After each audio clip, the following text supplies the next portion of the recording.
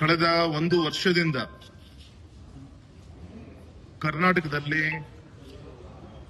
ನಮ್ಮ ಪಕ್ಷದಲ್ಲಿ ಆಗ್ತಿರುವಂತಹ ಚರ್ಚೆ ವಿಮರ್ಶೆಗಳು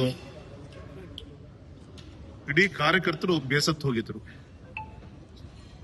ಆದರೆ ಶಿಸ್ತಿಗಿಂತ ಯಾವುದು ಕೂಡ ಆದ್ಯತೆ ಅಲ್ಲ. ಶಿಸ್ತಿಗೆ ಎಲ್ಲರೂ ಕೂಡ ತಲೆ ಬಾಗಬೇಕು ಅಂತ ಹೇಳಿ ನಿನ್ನೆ ಕೇಂದ್ರದ ಶಿಸ್ತು ಸಮಿತಿ ನಮ್ಮ ರಾಜ್ಯದ ಕೆಲವು ನಾಯಕರುಗಳಿಗೆ ನೋಟಿಸ್ ಕೊಡುವಂತ ವಿಚಾರ ಇರಬಹುದು, ಗೌರವಂತ ಯತ್ನಾಳ್ ಅವರನ್ನ 6 ವರ್ಷಗಳ ಕಾಲ ಉಚ್ಚಾಟನೆ ಮಾಡುವಂತ ಪ್ರಯತ್ನ ಕೂಡ ನಿನ್ನೆ ಆಗಿದೆ. ನಾನು ಈ ಸಂದರ್ಭದಲ್ಲಿ ಇಷ್ಟು ಮಾತ್ರ ಹೇಳ್ತೀನಿ, ಸಾವಿರಾರು ಜನ ಕಾರ್ಯಕರ್ತರ ಒಂದು ಪರಿಶ್ರಮದಿಂದ ನಾವೆಲ್ಲರೂ ಕೂಡ ಚುನಾಯಿತ ಪ್ರತಿನಿಧಿಗಳಾಗಿ ಸೇವೆ ಸಲ್ಲಿಸ್ತಾ ಇದ್ದೀವಿ. ನಮ್ದು ಏನೇ ಚರ್ಚೆ ವಿಚಾರಗಳು ಏನಿದ್ರು ಕೂಡ 4 ಗೋಡೆ ಮಧ್ಯೆ ಆಗ್ಬೇಕಾಗಿತ್ತು. ಬೀದಿಗೆ ಬಂದು ರಂಪಾಟ ಆದಂತ ಒಂದು ಫಲ ಇವತ್ತು ಈ ಸ್ಥಿತಿಗೆ ಅನಿವಾರ್ಯವಾಗಿ ತೆಗೆದುಕೊಳ್ಳುವಂತ ಪರಿಸ್ಥಿತಿ ಬಂದಿದೆ. ಇದು ನಮ್ಗೆಲ್ಲರೂ ಕೂಡ ಪಾಠ, ಚುನಾಯಿತ ಪ್ರತಿನಿಧಿಗಳಿಗಿರ್ಬೋದು, ಎಲ್ಲರೂ ಕೂಡ ಈ ಒಂದು ಚೌಕಟ್ಟಲ್ಲಿ ಸಂಘಟನೆ ಶಕ್ತಿ ತುಂಬುವಂತ ಕಾರ್ಯ ನಾವೆಲ್ಲ ಕೂಡ ಸೇರಿ ಮಾಡಬೇಕಾಗಿದೆ. ಪ್ರಧಾನಮಂತ್ರಿಗಳು, ರಾಷ್ಟ್ರೀಯ ಅಧ್ಯಕ್ಷ ನಡ್ಡಾಜಿ ಅವರ ನೇತೃತ್ವದಲ್ಲಿ ಇಡೀ ರಾಷ್ಟ್ರದಲ್ಲಿ ಪಕ್ಷವನ್ನ ಇನ್ನೂ ಕೂಡ ಗಟ್ಟುಮುಟ್ಟಾಗಿ ಕಟ್ಟಬೇಕು ಅಂತೇಳಿ ಎಲ್ಲ ರೀತಿಯ ಶ್ರಮವನ್ನ ಈಗ ಹಾಕ್ತಿರುವಂತ ಈ ಸಂದರ್ಭದಲ್ಲಿ ಅದಕ್ಕೆ ಪೂರಕವಾದಂತಹ ಕೆಲಸ ನಮ್ಮ ಕರ್ನಾಟಕದಿಂದ ಆಗ್ಬೇಕಾಗಿದೆ.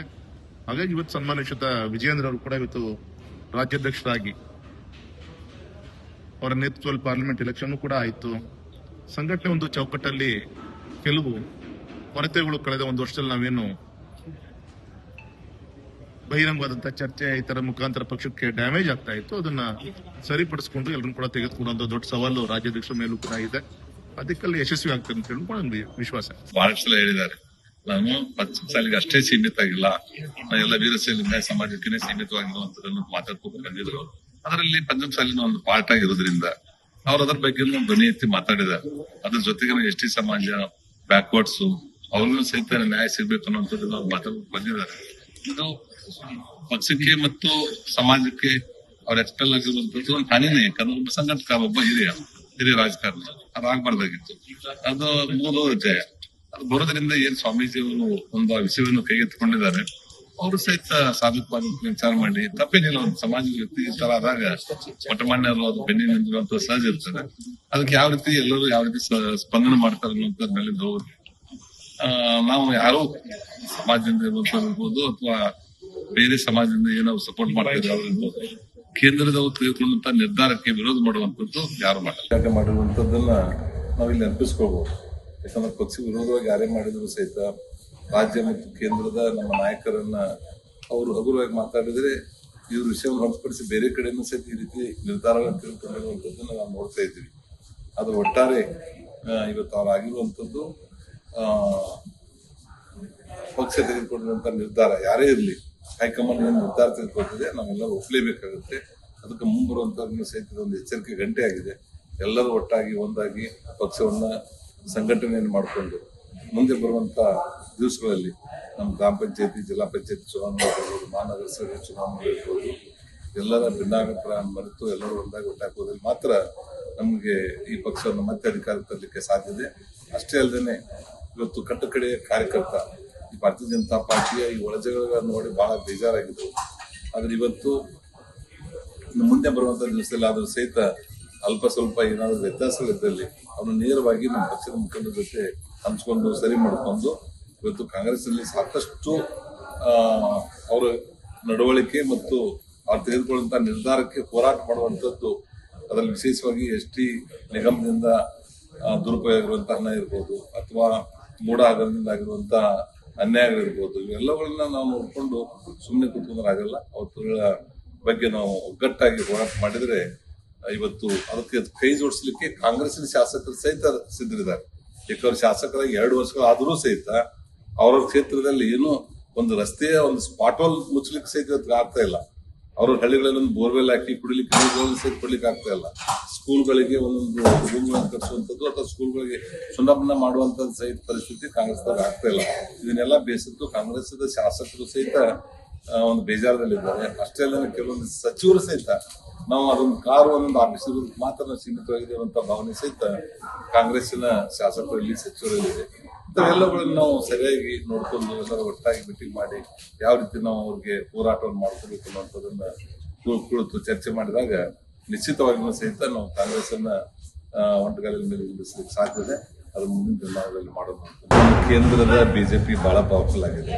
ಅದರಲ್ಲಿ ವಿಶೇಷವಾಗಿ ಒಂದು ಶಿಸ್ತಿನ ಪಕ್ಷ ಅನ್ನುವಂಥದ್ದು ಅತಿ ಲೇಟ್ ಆಗೋದಕ್ಕೆ ಮುಖ್ಯ ಕಾರಣ ಇದ್ದಂಥವ್ರು ಸುಧಾರಣೆ ಆಗಲಿ ಅನ್ನೋದ್ರ ಸಲುವಾಗಿ ಎಲ್ಲಾನು ಹೊರಗಡೆ ಹಾಕುವಂಥದ್ದು ಮುಖ್ಯ ಅಲ್ಲ. ಇವತ್ತಿನ ದಿನ ಸುಧಾರಣೆ ಆಗ್ಬೋದು ಅನ್ನೋಂಥದ್ದು ಇಟ್ಕೊಂಡು ಮಾಡಿದ್ದಾರೆ. ಈಗಾಗಲೇ 5 ಜನಕ್ಕೆ ನೋಟಿಸ್ ಕೊಟ್ಟಿದ್ದಾರೆ. ನೋಟಿಸ್ ಕೊಟ್ಟ ತಕ್ಷಣ ಅವ್ರು ಸಮಯ ಕೊಟ್ಟಿದ್ದಾರೆ 1 ವಾರದಲ್ಲಿ ರಿಪ್ಲೈ ಮಾಡ್ಲಿಕ್ಕೆ. 1 ವಾರದಲ್ಲಿ ರಿಪ್ಲೈ ಯಾವ ರೀತಿ ಮಾಡ್ತಾರೆ ಅದಕ್ಕೆ ಸಾಧಕ ಬಾಧಕಗಳು ನೋಡ್ಕೊಂಡು ಅದು ನಿರ್ಧಾರ ಗ್ಯಾರಂಟಿ ತಗೋತಾರೆ, ಅಥವಾ ಒಂದ್ಸಲ ವಾರ್ನಿಂಗ್ ಕೊಟ್ಟು ಬಿಡ್ಬೋದು. ಈ ರೀತಿ ಆದಾಗ ಇದ್ದವ್ರನ್ನೆಲ್ಲ ಎಕ್ಸ್ಪೆಲ್ ಮಾಡ್ಕೊತ ಹೋದ್ರೆ ಈ ಪಕ್ಷ ಉಳಿಯೋರು ಯಾರು? ಅದು ಒಂದ್ಸಲ ಸುಧಾರಣೆ ಮಾಡಿ ಹೇಳ್ತಾರೆ. ಸುಧಾರಣೆ ಆಗದಾಗ ನಿಶ್ಚಿತವಾಗಿ ಹೈಕಮಾಂಡ್ ಒಂದು ನಿರ್ಧಾರ ಬಂದೇ ಬರ್ತದೆ. ಇದು ನಮಗೆ ಮೊದಲೇ ಸುದ್ದಿತ್ತು. ಯಾಕಂದ್ರೆ ಹೈಕಮಾಂಡ್ಗೆ ಉತ್ತರ ಕೊಟ್ಟಾಗ ನಾವು ಸ್ವಲ್ಪ ವಾಸನೆ ಬೆಳೆದಿತ್ತು. ಅದು ಇರಲಿ, ಅದೇ ದೊಡ್ಡ ವಿಷಯ ಅಲ್ಲ. ನಮಗೀಗ ನಾನು ನಿನ್ನೆ ಇಲ್ಲಿದ್ದೆ. ನಿನ್ನೆ ಇದ್ದಾಗ ನಂಗೆ ಬಹುಶಃ 1 TV ನಮ್ಮ ಗೋಕಾಕ ಕ್ಷೇತ್ರ ಸರ್ವೆ ಮಾಡಿ ನಂತರ ನನ್ನ ಪತ್ರಿಕೆ ಕೇಳಕ್ಕೆ ಇಲ್ಲೇ ಬರ್ತಂದಾಗ ನಂಗೆ ಗೊತ್ತಾಯ್ತು. ನಂಗೆ ಗೊತ್ತಾದ ತಕ್ಷಣ ಇಮಿಡಿಯೇಟ್ ಫಸ್ಟ್ ರಿಯಾಕ್ಷನ್ ಮಾಡೋದು ಬೇಡ. ಫಸ್ಟ್ ರಾಜ್ಯದ ಜನರ ಭಾವನೆ ತಿಳ್ಕೊಂಡು ಮಾತಾಡ್ಬೇಕಾದ್ರೆ ನಿನ್ನೆ ನಾವು ಯಾರಿಗೂ ಸಿಗಲಿಲ್ಲ. ನಮ್ಮ ನಿಜ ಹೇಳ್ಬೇಕಾದ್ರೆ ರಾಜ್ಯ ಜನತೆ ಬಗ್ಗೆ ಏನು ನೋಡಿ ನೀವು ತಿಳಿದಿರ್ಬೇಕು. ನೋಡಿ, ಯತ್ನಾಳ್ ಅವರು ನಮ್ಮ ಪಕ್ಷದ ದೊಡ್ಡ ಸಮುದಾಯದ ದೊಡ್ಡ ನಾಯಕರು, ಇವತ್ತು ನಮ್ಮ ನಾಯಕರವರು. ನಾವು ಇದು ಪಕ್ಷ ಯಾಕೆ ನಿರ್ಣಯ ನಂಗೆ ಗೊತ್ತಿಲ್ಲ. ನಮ್ಮ ಪಕ್ಷದ ನಿರ್ಣಯ ಪ್ರಶ್ನೆ ಮಾಡುವಂಥ ದೊಡ್ಡ ಮನುಷ್ಯನ ಅಲ್ಲ. ಶಿಸ್ತು ಸಮಿತಿ ಅವ್ರು ಹೈಕಮಾಂಡ್ ಯತ್ನಾಳ್ ಕಡೆ ಒಂದು ಲೆಟರ್ ಬರೆಸಿ ಇದು ಪುನರ್ ಪರಿಶೀಲನೆ ಮಾಡಿ ಇದನ್ನ ವಿಚಾರಣೆ ಹಿಂದೆ ಪಡಿಬೇಕಂತಂದು ನಾವೆಲ್ಲರೂ ಕೂಡ ಮನವಿ ಮಾಡ್ಕೋತೀವಿ. ಯಾಕಂದ್ರೆ ಪಕ್ಷದ ನಾವು ದೊಡ್ಡವರಲ್ಲ. ಪಕ್ಷ ಏನೋ ತಪ್ಪು ಇರ್ಬೋದು ಅಥವಾ ಏನೋ ನಮ್ಮ ಕಡೆ ನುಣ್ಣೆ ತರಬೇಕು, ಎಲ್ಲ ಸರಿಪಡಿಸ್ಕೊಂಡು ನಾವು ಪಕ್ಷ ಮುಂದುವರಿಬೇಕಂತ ನಾವು ಯತ್ನಾಳ್ ಅವ್ರಿಗೆ ನಾವು ಮನವಿ ಮಾಡ್ಕೋತೀವಿ. ಮತ್ತು ಹೈಕಮಾಂಡ್ಗೂ ಮನವಿ ಮಾಡ್ಕೋತು. ಮತ್ತೆ ಇದು ಆಗಬಾರ್ದಾಗಿತ್ತು. ನಮಗೂ ಒಂದು ಮನಸ್ಸಿಗೆ ನೋವಾಗಿದೆ. ಯಾಕಂದ್ರೆ ದೊಡ್ಡ ಸಮುದಾಯದ ನಾಯಕರಿರೋದ್ರಿಂದ ಪಕ್ಷಕ್ಕೆ ಉಪಯೋಗ ಮಾಡ್ಕೋಬೇಕು. ಯಾಕೆ ಏನು ತಪ್ಪಾಗಿ ನಮ್ಮ ಕಡೆ ತಪ್ಪಾಗಿತ್ತು ಅಥವಾ ಏನಿತ್ತು ಸರಿ ಅದಕ್ಕೆ ನೋಡ್ಕೊಂಡು ಪಕ್ಷ ತಿಳಿ ಆದಷ್ಟು ಶೀಘ್ರದಲ್ಲಿ ಈ ಉಚ್ಚಾರ ಹಿಂದೆ ಪಡೆದ ನಂಗೆ ಪೂರ್ಣ ಪ್ರಮಾಣ ವಿಶ್ವಾಸ ಇದೆ. ನಾವು ನಿನ್ನೆಲ್ಲ ನಾವು ಕೆಲವೊಂದು ವಿಷಯನೇ ನಿನ್ನೆ ರಾತ್ರಿ ಮಾತಾಡಿದೀನಿ. ಅದೇನಂತದಲ್ಲ, ನಮ್ಮ ಅತಿ ಶೀಘ್ರದಲ್ಲೇ ಇದು ಬಗೆಹರಿದು ಮತ್ತು ನಮ್ಮ ಪಕ್ಷ ಎಲ್ಲ ಗಟ್ಟಿಯಾಗಿ ಗಟ್ಟಿಯಾಗಿ ಇನ್ನೂ ಹೆಚ್ಚಿಗೆ ಹೋಗೋದು ಅಂತ ನಾವು ಪೂರ್ಣ ನಮ್ಮ ಟೀಮ್ಗೆ ನಮ್ಗೆ ವಿಶ್ವಾಸ ಇದೆ. ನಮ್ಮ ಹೈಕಮಾಂಡ್ ಮೇಲೆ ವಿಶ್ವಾಸ ಇದೆ. ನಮ್ಮ ರಾಷ್ಟ್ರೀಯ ನಾಯಕರ ಮೇಲೆ ವಿಶ್ವಾಸ ಇದೆ. ಆದಷ್ಟು ಶೀಘ್ರದಲ್ಲಿ ಎಲ್ಲ ಇದು ಗೊಂದಲ ಬಗೆಹರ್ತಿತ್ತು ಅಂತ ಇದೆ. ಇಲ್ಲ, ನಮ್ಮನ್ನು ಏನಂತ ನಮ್ಮ ಬೆಂಡ್ ನಮ್ಗೆ ಕಾಣೋದಿಲ್ಲ. ನಾವು ಚರ್ಚೆ ಮಾಡ್ಬೇಕು, ಚರ್ಚೆ ಮಾಡ್ಕೊಂಡು ಸರಿಪಡಿಸ್ಬೇಕು. ನಾವು ಬಿಜೆಪಿ ಮುಂದುವರ ಯತ್ನಾಳ್ ಆಯ್ತು, ರಮೇಶ್ ಜಾರಕಿಹೊಳಿ ನಮ್ಮ ಟೀಮ್ ಆಯ್ತು. ಬಿಜೆಪಿ ಪ್ರಶ್ನೆ ಇಲ್ಲ. ನಾವು ಬಿಜೆಪಿಯಲ್ಲೇ ಇದ್ದು ಬಿಜೆಪಿನ 28ಕ್ಕೆ ಇಲೆಕ್ಷನ್ ಆಗೈತೋ ಅದಕ್ಕೆ ಮೊದಲಾಕೈತೋ. ಮತ್ತು ಭಾರತೀಯ ಜನತಾ ಪಕ್ಷ ರಾಜ್ಯದಲ್ಲಿ 120 ಸೀಟ್ ತರಲಿಕ್ಕೆ ಯಾವ್ದು ಬೇಕತ್ರ ನಾವು ದುಡಿತೇವೆ. ನಾವು ಏನೂ ಗೊಂದಲಿಲ್ಲ. ಇದೇನಂತದ ಸಮಸ್ಯೆ ಇಲ್ಲ. ಏನೋ ಕೆಟ್ಟ ಗಳಿಗೆದು. ಯಾಕಂದ್ರೆ ಸೂರ್ಯ ಕ್ಷೇತ್ರ ಗ್ರಹಣ ಇರ್ತೈತಿ. ಗ್ರಹಣ ಹೋಗಿದೆ 100% ಹೈಕಮಾಂಡ್ 100ಕ್ಕೆ ನಿನ್ನೆ ಮಾತಾಡಿದೆ. ನಾ 100% ರಿವೋಕ್ ಆಕೈತೆ. ನನಗೆ ಪೂರ್ಣ ವಿಶ್ವಾಸ ಇದೆ. ಯಾಕೆ ಆಡ್ತಿರ್ಲಿ ಏನಿರ್ಲಿ ಅದನ್ನ ದೊಡ್ಡ ವಿಷಯ ಇಲ್ಲ. ಅದೇ ಈಗ ಹೇಳುದಿಲ್ಲ. ಇವತ್ತು ಒಂದೇ ಬಹುಶಃ ಸಂಬಂಧ ಪ್ರೆಸ್ ಕಮಿಟಿ ಇರ್ತಾನೆ. ಯಾಕಂದ್ರೆ ನೀವು ಒಂಟಿಗೆ ಆದ್ರೂ ಅದ್ರಲ್ಲಿ ಎಲ್ಲ ನಾವೆಲ್ಲರೂ ಗಟ್ಟಿದ್ದು ಯತ್ನಾಳ್ ಹೆಬ್ಬೆಣ್ಣಿಂದದೆ. ಯತ್ನಾಳ್ ಪರವಾಗಿ ನಾವೆಲ್ಲ ಮಾತು ಮನವಿ ಮಾಡ್ಕೊಂಡು ಭಾರತೀಯ ಜನತಾ ಪಕ್ಷ ಮುಂದುವರಿತೀವಿ. ನೀನ್ ಮಾತಾಡೋದು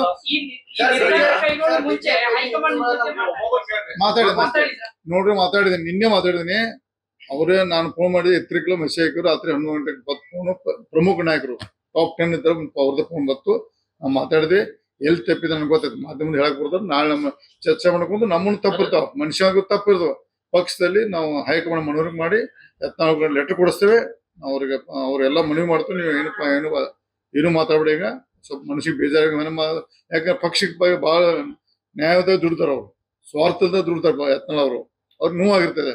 ಈ ನೋವಿನಲ್ಲಿ ಏನು ಮಾತಾಡ್ಬೇಕು. ಈಗ ನನಗ್ ಭೇಟಿ ಇಲ್ಲ. ಕುಮಾರ್ ಬಂಗಾರ ಮಾತಾಡೋದು, ನಾ ಮಾತಾಡಿಲ್ಲ.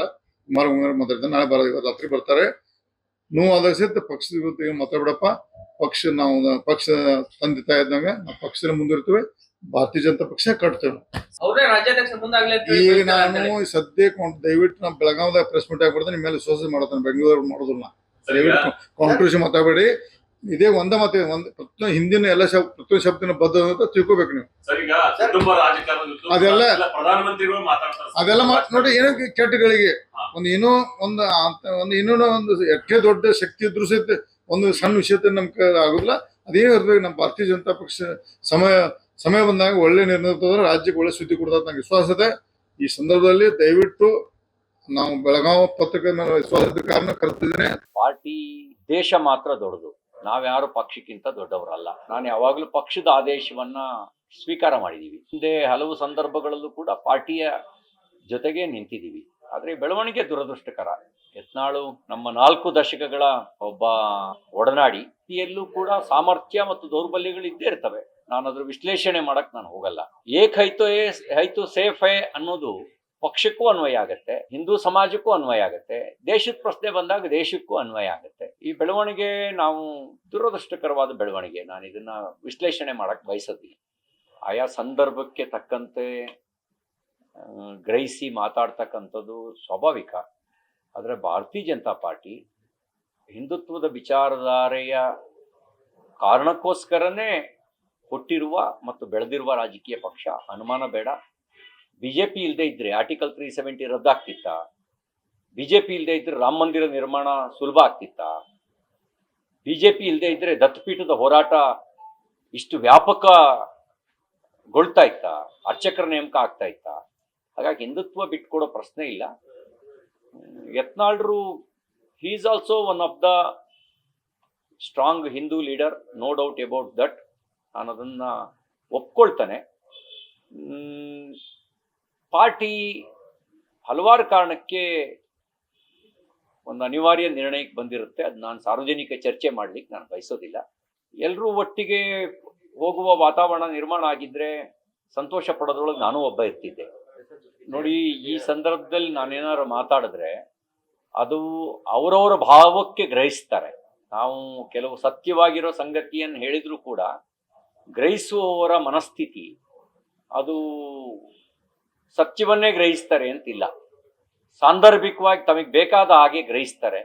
ಹಾಗಾಗಿ ನಾನು ಈ ಸಂದರ್ಭದಲ್ಲಿ ಅದಕ್ಕಿಂತ ಹೆಚ್ಚಿಗೆ ಸಂಗತಿಯನ್ನು ಹೇಳಕ್ ಹೋಗಲ್ಲ. ನಮ್ಮ ನಿಷ್ಠೆಯ ಪ್ರಶ್ನೆ ಬಂದಾಗ ಪಕ್ಷದ ನಿಷ್ಠೆಯನ್ನು ಹೊರತುಪಡಿಸಿ ನಾವು ಇನ್ಯಾವುದನ್ನು ದೊಡ್ಡದು ಅಂತ ಭಾವಿಸಿಲ್ಲ. ಅದಕ್ಕಿಂತ ದೊಡ್ಡದು ಅಂತ ಯಾವ್ದಾರು ಇದ್ರೆ ಅದು ದೇಶ ಮಾತ್ರ.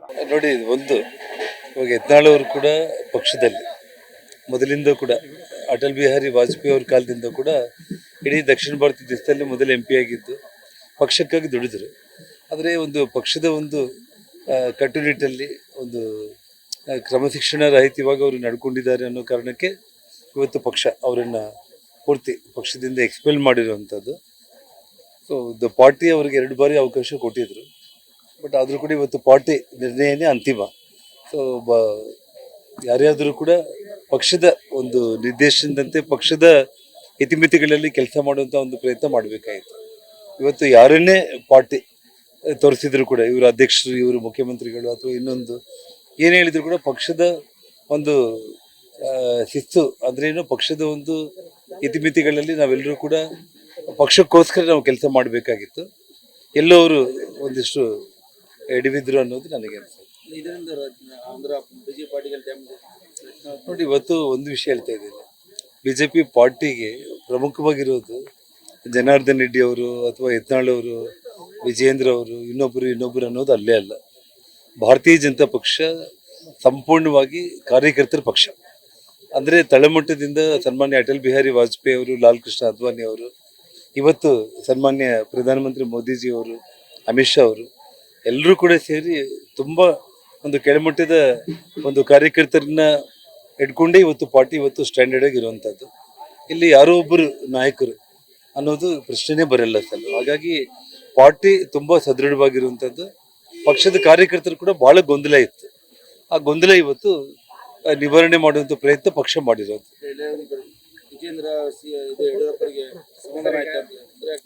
ನೋಡ್ರಿ, ಇದು ನೋಡಿ ವಿಷಯ ಯಾರಿಗೆ ಸಮಾಧಾನ ಆಗಿದೆ ಆಗಿಲ್ಲ ಅನ್ನೋದು ಪ್ರಶ್ನೆನೇ ಅಲ್ಲ. ಪಕ್ಷ ಶಿಸ್ತನ್ನ ಯಾರೇ ಉಲ್ಲಂಘನೆ ಮಾಡಿದ್ರು ಕೂಡ ಕ್ರಮ ಹೀಗೆ ಇರುತ್ತೆ ಅನ್ನೋದನ್ನ ಪಕ್ಷ ತೋರಿಸ್ಕೊಟ್ಟಿರುವಂತದ್ದು. ಪಕ್ಷ ಇವತ್ತು ನೋಟಿಸ್ಗಳು ಕೊಟ್ಟಿದ್ದಾರೆ, ಅವ್ರು ಅದಕ್ಕೇನು ಉತ್ತರ ಕೊಡ್ತಾರೆ ಅದ್ರ ಮೇಲೆ ಪಾರ್ಟಿ ನಿರ್ಣಯ ಮಾಡುತ್ತೆ. ಇವತ್ತು ಅವ್ರಿಗೆಲ್ಲರೂ ಕೂಡ ನೋಟಿಸ್ ಕೊಟ್ಟಿದ್ದಾರೆ, ಇವತ್ತು ನೋಟಿಸ್ ಅವ್ರಿಗೂ ಕೊಟ್ಟಿದ್ದಾರೆ.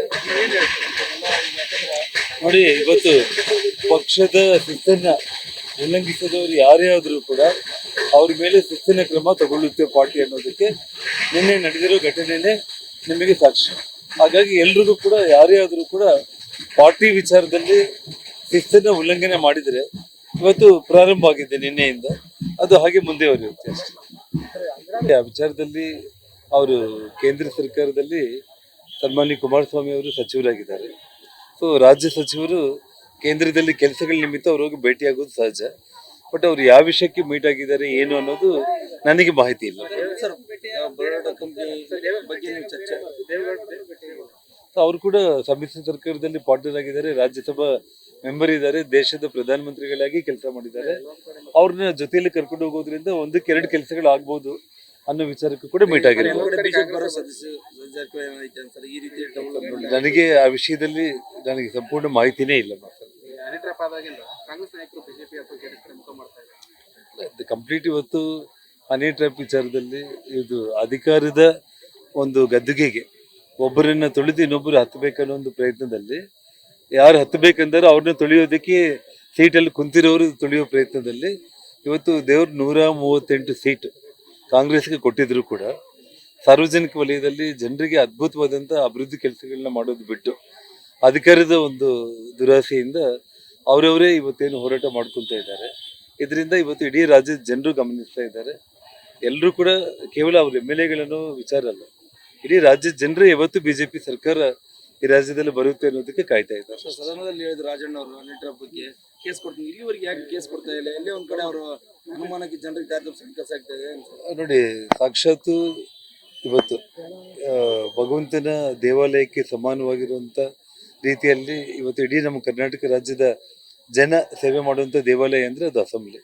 ಆ ಸದನದಲ್ಲೇ ಅವರು ಎದ್ದು ನಿಂತು ಒಬ್ಬ ಸಿಟ್ಟಿಂಗ್ ಕ್ಯಾಬಿನೆಟ್ ಮಿನಿಸ್ಟರ್ ಮಾತಾಡಿದ ಮೇಲೆ ಕೂಡ ಈ ರಾಜ್ಯದ ಮುಖ್ಯಮಂತ್ರಿಗಳು ಅದ್ರ ಬಗ್ಗೆ ತಕ್ಷಣ ಅವರು ದೊಡ್ಡ ಮಟ್ಟದ ಒಂದು ತನಿಖೆಗೆ ಅವರು ಆದೇಶ ಕೊಡಬೇಕಾಗಿತ್ತು. ಇವತ್ತಿಗೂ ಕೊಟ್ಟಿಲ್ಲ ಅಂತಂದರೆ ಅವರವರಲ್ಲೇ ಇವತ್ತು ಅಂದರೆ ಅದನ್ನು ತೋರಿಸಿ ಹೆದರಿಸಿ ನನ್ನ ಸೀಟಿಗೆ ನೀನು ಅಡ್ಡ ಬಂದರೆ ನೋಡಿದ್ದು ಇನ್ನೊಂದೇನಾಗುತ್ತೆ ಅನ್ನೋದೆಲ್ಲ ಆಟ ಆಡ್ತಾ ಇದ್ದಾರೆ ಅನ್ನೋದು ಸ್ಪಷ್ಟವಾಗಿ ಕಾಣಿಸ್ತಾ ಇದೆ. ನೋಡೋಣ, ನಾನು ಇದ್ರ ಬಗ್ಗೆ ನೋ ಕಾಮೆಂಟ್ಸ್. ಪಕ್ಷಕ್ಕಿಂತ ವ್ಯಕ್ತಿಗಿಂತ ಪಕ್ಷ ಮುಖ್ಯ, ಪಕ್ಷಕ್ಕಿಂತ ದೇಶ ಮುಖ್ಯ ಅನ್ನೋದು ನಾವು. ಭಾರತೀಯ ಜನತಾ ಪಾರ್ಟಿಯಲ್ಲಿ ಒಂದು ಸಿದ್ಧಾಂತ ಇದೆ. ಆ ಸಿದ್ಧಾಂತದ ಅಡಿಯಲ್ಲಿ ನಾವೆಲ್ಲರೂ ಮಾತಾಡಬೇಕು. ಏನೇ ಸಮಸ್ಯೆಗಳಿದ್ರೂ 4 ಗೋಡೆ ಮಧ್ಯೆ ಚರ್ಚೆ ಮಾಡಬೇಕು. ರಾಷ್ಟ್ರೀಯ ನಾಯಕರು ಯಾವ ಸಂದರ್ಭದಲ್ಲಿ ಏನು ತೀರ್ಮಾನ ಮಾಡಬೇಕು ಮಾಡಿದ್ದಾರೆ. ಅದ್ರ ಬಗ್ಗೆ ನಾನು ಹೆಚ್ಚು ಚರ್ಚೆ ಮಾಡಿ ಇಚ್ಛೆ ಪಡಲ್ಲ. No comments. ಸರ್, ನಿಮಗೂ ಇದೇ ರೀತಿಯಾದಂಥ ಆತಂಕ ಕಾಡ್ತಿದೆ. ಯಾಕಂದರೆ ಯತ್ನಾಳವ್ರಿಗೂ 2 ಬಾರಿ ನೋಟಿಸ್ ಕೊಟ್ಟಿದ್ರು, ಇವು ಏಕಾಏಕಿ 6 ವರ್ಷ ಉಚ್ಚಾಟನೆ ಮಾಡಿದ್ದಾರೆ. ನಿಮ್ಗೆ ಆ ರೀತಿ ಏನಾದರೂ ನನಗೆ ಯಾವುದೇ ಆತಂಕನೂ ಇಲ್ಲ, ದುಃಖನೂ ಇಲ್ಲ, ನೋವು ಇಲ್ಲ. ನಾನು ಭಾರತೀಯ ಜನತಾ ಪಾರ್ಟಿಯ ಆಂತರಿಕ ವಿಚಾರದ ಬಗ್ಗೆ ಎಲ್ಲೂ ಬಹಿರಂಗವಾಗಿ ಚರ್ಚೆ ಮಾಡಿಲ್ಲ. ಮತ್ತು ರಾಜ್ಯದ ಅಧ್ಯಕ್ಷರು ಅಥವಾ ಯಡಿಯೂರಪ್ಪನವರು ಯಾವುದೇ ಮುಖಂಡರುಗಳ ವಿರುದ್ಧ ನಾನು ಮಾತಾಡಿಲ್ಲ. ವಿಜಯೇಂದ್ರ ಅವ್ರನ್ನ ನೇಮಕ ಮಾಡಿದ್ದು ನಮ್ಮ ರಾಷ್ಟ್ರೀಯ ನಾಯಕರು, ಪ್ರಧಾನಮಂತ್ರಿಗಳು ನರೇಂದ್ರ ಮೋದಿಜಿಯವರು, ಅಮಿತ್ ಶಾ ಜಿಯವರು, ನಡ್ಡಾಜಿಯವರು. ಅವರ ತೀರ್ಮಾನವನ್ನು ಕೆಲವರುಗಳು ಬಹಿರಂಗವಾಗಿ ಟೀಕೆ ಮಾಡಿದರು, ಅನಗತ್ಯವಾಗಿ ಚರ್ಚೆ ಮಾಡಿದರು, ಸಭೆಗಳು ನಡೆಸಿದರು. ಮತ್ತು ನಮ್ಮ ಹೋರಾಟ ಯಾರ ವಿರುದ್ಧ ಇರಬೇಕಾಯಿತು? ಕಾಂಗ್ರೆಸ್ ವಿರುದ್ಧ ಇರಬೇಕಾಯಿತು. ಕಾಂಗ್ರೆಸ್ಸಿನ ಭ್ರಷ್ಟಾಚಾರ, ಒಂದು ನಿಮಿಷ, ಕಾಂಗ್ರೆಸ್ಸಿನ ಭ್ರಷ್ಟಾಚಾರ, ಕಾಂಗ್ರೆಸ್ ವಿರುದ್ಧ ಹೋರಾಟ ಇರಬೇಕಾಯಿತು. ಅದರ ಬದಲಾಗಿ ಸ್ವಪಕ್ಷೀಯ ನಮ್ಮ ರಾಜ್ಯದ ಅಧ್ಯಕ್ಷನು ಟೀಕೆ ಮಾಡಿದಾಗ ಇದು ರಾಷ್ಟ್ರೀಯ ನಾಯಕರ ಮುಜುಗರಾಗುತ್ತೆ, ಒಳ್ಳೆಯದಲ್ಲ, ಒಟ್ಟಾಗಿ ಹೋಗೋಣ, ಒಂದಾಗಿ ಬನ್ನಿ ಅಂತ ನಾವು ಹೇಳಿದ್ವಿ. ದುರದೃಷ್ಟಕರ ಆದರೆ ಅನಿವಾರ್ಯ. ಪಕ್ಷದ ಹೈಕಮಾಂಡ್ ಒಳ್ಳೆಯ ತೀರ್ಮಾನವನ್ನು ತಗೊಂಡಿದೆ. ನಾನು ಇದನ್ನು ಪಕ್ಷದ ಹಿತದೃಷ್ಟಿಯಿಂದ ಸ್ವಾಗತ ಮಾಡ್ತೀನಿ. ಏಕೆಂದರೆ ಭಾಳಷ್ಟು ಅವಕಾಶವನ್ನು ಕೊಟ್ಟಿದ್ದರು, ಪಕ್ಷದ ಹೈಕಮಾಂಡ್ ಯತ್ನಾಳ್ ಅವರಿಗೆ ಸಾಕಷ್ಟು ಅವಕಾಶವನ್ನು ಕೊಟ್ಟಿದ್ದಾರೆ. ಇದು ಅವರು 3ನೇ ಬಾರಿ ಪಕ್ಷದಿಂದ ಉಚ್ಚಾಟನೆ ಆಗ್ತಾ ಇರೋದು. ಇಷ್ಟೆಲ್ಲ ಅವಕಾಶ ಕೊಟ್ಟಾಗೂ ಕೂಡ ಪಕ್ಷದ ವಿರೋಧಿ ಈಗ ವಿಜೇಂದ್ರ ಮೇಲೆ ಯಡಿಯೂರಪ್ಪನ ಮೇಲೆ ಬರೀ ಟೀಕೆ ಮಾಡೋದು ಒಂದೇ ಒನ್ ಪಾಯಿಂಟ್ ಪ್ರೋಗ್ರಾಮ್ ಮಾಡ್ಕೊಂಡ್ರು. ಪಕ್ಷಕ್ಕೆ ಎಷ್ಟು ಡ್ಯಾಮೇಜ್ ಆಯಿತು ಅಂತ ಕೇಳ್ತಾ ಇಲ್ಲ. ಇವತ್ತು ಕಾರ್ಯಕರ್ತರು ರಸ್ತೆಯಲ್ಲಿ ನಮಗೆ ಉಗಿತಾ ಇದ್ದಾರೆ, ಏನು ಸರ್ ಇಷ್ಟೊಂದು ಕಾಂಗ್ರೆಸ್ ಹೊಲಸು ಮಾಡ್ತಾ ಇದೆ, ಇಂಥ ಸಂದರ್ಭದಲ್ಲಿ ನೀವು ಕಾಂಗ್ರೆಸ್ ವಿರೋಧ ಬಿಟ್ಟು ನೀವೇ ಕಚ್ಚಾಡ್ತೀರಿ, ಅವ್ರ ಬಾಯಿಗೆ ಬೀಗ ಹಾಕಿ ಇವ್ರ ಬಾಯಿಗೆ ಯಾರು ಬೀಗ ಯಾರ ಬಾಯಿಗೆ ಯಾರು ಹಾಕ್ಬೇಕು. ನಾವು ಜವಾಬ್ದಾರಿಯುತ ಜನ ಆದಮೇಲೆ ಒಂದು ಪಕ್ಷದಲ್ಲಿದ್ದ ಮೇಲೆ ಪಕ್ಷದ ತತ್ವ ಸಿದ್ಧಾಂತಗಳಿಗೆ ಮತ್ತು ಪಕ್ಷದ ಶಿಸ್ತಿಗೆ ನಾವು ಬದ್ಧರಾಗಿರ್ಬೇಕಾಗ್ತದೆ. ಇಲ್ಲ ಅಂದರೆ ಪಕ್ಷ ಬಿಟ್ಟು ಹೊರಗೆ ಹೋಗ್ಬೇಕು, ನಮ್ಮ ಮನಸ್ಸಿಗೆ ತಿಳಿದಂಗೆ ನಾವು ಮಾಡ್ಕೋಬೋದು. ಆದರೆ ಪಕ್ಷದಲ್ಲಿ ಇದ್ಕೊಂಡು ಪಕ್ಷ ವಿರೋಧಿ ಚಟುವಟಿಕೆ ಮಾಡಿ ಪಕ್ಷಕ್ಕೆ ಈಗಾಗಲೇ ಸಾಕಷ್ಟು ಡ್ಯಾಮೇಜ್ ಮಾಡಿದ್ದಾರೆ, ಸಾಕಷ್ಟು ಡ್ಯಾಮೇಜ್ ಆಗಿದೆ. ಈಗ ಭಾಳ ಹಿಂದೆಯೇ ಈ ತೀರ್ಮಾನ ತಗೊಂಡಿದ್ರೆ ಇನ್ನಷ್ಟು ಒಳ್ಳೆಯದಾಗಿರೋದು. ಆದರೆ ಹೈಕಮಾಂಡು ಎಲ್ಲವನ್ನ ಅಳೆದು ತೂಗಿ ಎಲ್ಲ ಕಡೆಗೆ ಲೆಕ್ಕ ಹಾಕಿ ಕಾದು ಒಂದು ಅವಕಾಶ ಕೊಟ್ಟು ಕೊನೆಗೆ ಅತಿ ಕೈ ಮೀರಿದಂಥ ಸಂದರ್ಭದಲ್ಲಿ ತೀರ್ಮಾನ ತಗೊಂಡಿದ್ದಾರೆ. ನಾನು ಅದನ್ನು ಹೋಲ್ ಹಾರ್ಟೆಡ್ಲಿ ಸ್ವಾಗತ ಮಾಡ್ತೇನೆ. ಸರ್, ಅವರು ಯಡಿಯೂರಪ್ಪನವರು ಮತ್ತೆ ವಿಜೇಂದ್ರ ಮೇಲೆ ಮಾಡೋದು ಅಡ್ಜಸ್ಟ್ಮೆಂಟ್ ಪಾಲಿಟಿಕ್ಸ್ ಮಾಡಿದ್ದಾರೆ ಅನ್ನೋದೇ ಒಂದು ಅವರ ಆರೋಪ. ಯಾವ ರೀತಿ ಸರ್ ಅಡ್ಜಸ್ಟ್ಮೆಂಟ್? ಈಗ ಯಾರ್ಯಾರು ಎಲ್ಲೆಲ್ಲಿ ಅಡ್ಜಸ್ಟ್ ಆಗ್ತಾರೆ ಯಾರಿಗೆ ಗೊತ್ತ್ರಿ. ಈಗ BJP ಪಕ್ಷದಲ್ಲಿ ಇದ್ಕೊಂಡು BJP ಪಕ್ಷದ ನಾಯಕರನ್ನ ಇಷ್ಟು ಬೈತಾರೆ ಅಂದರೆ ಇವ್ರು ಯಾರ ಜೊತೆಗೆ ಅಡ್ಜಸ್ಟ್ ಆಗ್ಯಾರ ಅನ್ನೋದು ಬೇಕಲ್ಲ. ಇವರು ಅಡ್ಜಸ್ಟ್ ಆಗಿದ್ರು ಅಂತ ಹೇಳ್ಬೇಕಾಗತ್ತೆ. ಹಂಗಾರೆ ಇವರು ಕಾಂಗ್ರೆಸ್ನವ್ರ ಜೊತೆಗೆ ಅಡ್ಜಸ್ಟ್ ಆಗಿರ್ಬೋದು, ಸಿದ್ದರಾಮಯ್ಯನವ್ರ ಜೊತೆ ಅಡ್ಜಸ್ಟ್ ಆಗಿರ್ಬೋದು, DK ಶಿವಕುಮಾರ್ ಜೊತೆ ಅಡ್ಜಸ್ಟ್ ಆಗಿರ್ಬೋದು.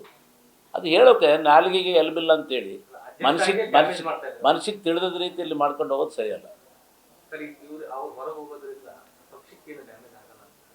ಪಕ್ಷಕ್ಕೆ ಯಾವುದೇ ರೀತಿ ಡ್ಯಾಮೇಜ್ ಆಗಲ್ಲ. ಯಾಕಂದ್ರೆ ಕೆಲವೊಂದಿಷ್ಟು ಪದಾಧಿಕಾರಿಗಳು ರಾಜೀನಾಮೆ ಕೊಡ್ತಾರೆ ವಿಜಯಪುರದಲ್ಲಿ. ಏನೋ ಒಂದು ಕಡೆ ಪಕ್ಷ ವ್ಯಕ್ತಿಗಿಂತ ಪಕ್ಷ ದೊಡ್ಡದು. ಇವತ್ತು ನಾನು ಹೋದರೂ ಪಕ್ಷಕ್ಕೆ ಏನೂ ಆಗಲ್ಲ, ಅವ್ರು ಹೋದರೂ ಪಕ್ಷಕ್ಕೆ ಏನಾಗಲ್ಲ. ಒಂದು ಹೇಳ್ತೀನಿ, ಪಕ್ಷಕ್ಕೆ ಇದು ಹರಿಯೋ ನೀರಿದ್ದಾಗೆ. ಒಂದು ಪಕ್ಷ ಒಬ್ಬ ಹೋದರೆ ಇನ್ನೊಬ್ಬ ಬರ್ತಾನೆ ಒಂದು ಜಾಗಕ್ಕೆ, ಕಾಯ್ಕೊಂಡು ಕೂತಿರ್ತಾರೆ. ಆದರೆ ಪಕ್ಷದಲ್ಲಿ ಇದ್ಕೊಂಡು ನಾವು ಮಾಡೋದು ಏನಿದೆ ಒಂಥರ ಈ ಆತ್ಮವಂಚನೆ ಆಗ್ತದೆ, ಹೆತ್ತ ತಾಯಿಗೆ ದ್ರೋಹ ಮಾಡ್ದಂಗೆ ಆಗ್ತದೆ. ಇಲ್ಲ ನನಗೆ ಬೇಡವಾ, ಈ ಪಕ್ಷ ಬೇಡ, ಇಷ್ಟ ಇಲ್ಲ. ಈಗ ವಿಜೇಂದ್ರ ಅವ್ರನ್ನ ಆಯ್ಕೆ ಮಾಡಿದ್ದು ಯಡಿಯೂರಪ್ಪನವ್ರು ಆಯ್ಕೆ ಮಾಡಿಲ್ಲ, ನಾವ್ಯಾರು ಆಯ್ಕೆ ಮಾಡಿಲ್ಲ.